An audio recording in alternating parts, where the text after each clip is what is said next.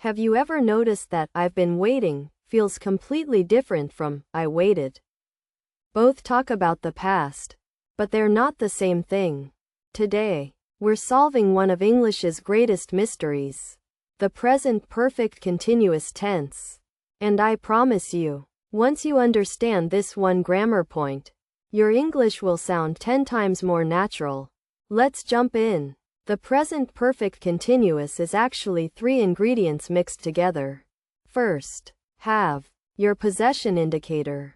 Second, been, the past participle of be, which connects you to an action in the past. And third, the ing form, which tells us the action is ongoing, not finished. So when you say, "I've been learning English," you're literally saying, I have been in the middle of learning.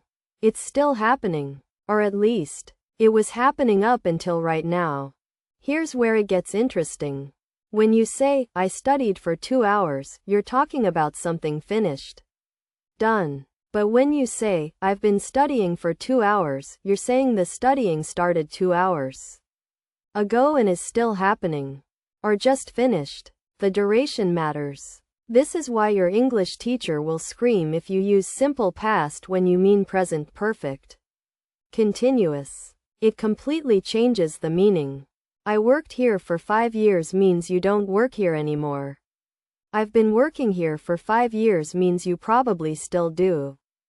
Let's be honest. Textbooks give terrible examples. So here are real ways native speakers actually use this tense. Your friend says, "I've been meaning to call you." Not, "I meant to call you." Because they're still thinking about it. Your boss says, "We've been working on this project since March." Not, "We worked on it." Because it's ongoing. Or someone says, "It's been raining all morning." Not, "It rained." Because it might still be raining. See the pattern?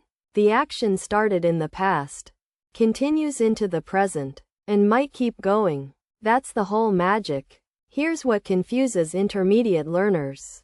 Can you use present perfect continuous for something that started 10 years ago? Technically, yes. But native speakers often switch to simple present perfect after a while. You'd say, "I've been living in London for 3 months," but after 3 years, you'd probably say, "I've lived in London for 3 years. Why? Because the longer the duration, the less it feels continuous, and more like a completed life fact. There's no strict rule. It's about how the action feels. Is it still an active, ongoing process? Use continuous. Is it more of a life fact or achievement? Use simple present perfect. This is where English gets delightfully fuzzy. Before you go, try this. I'm going to give you 3 sentences. Think about which one uses present perfect continuous correctly. And more importantly, why. First, "I've been studying French for 8 years and I'm fluent now." Second, "I studied French for 8 years. Third, "I've been feeling tired all week." Which one sounds most natural? If you said the first and third, you're catching on. The first emphasizes the ongoing effort and current result. The third emphasizes how long you've felt this way continuously. Now you try. Leave a comment with a sentence using present perfect continuous. And tell us why you chose this tense. That's how you actually learn grammar. Not by memorizing rules, by understanding meaning.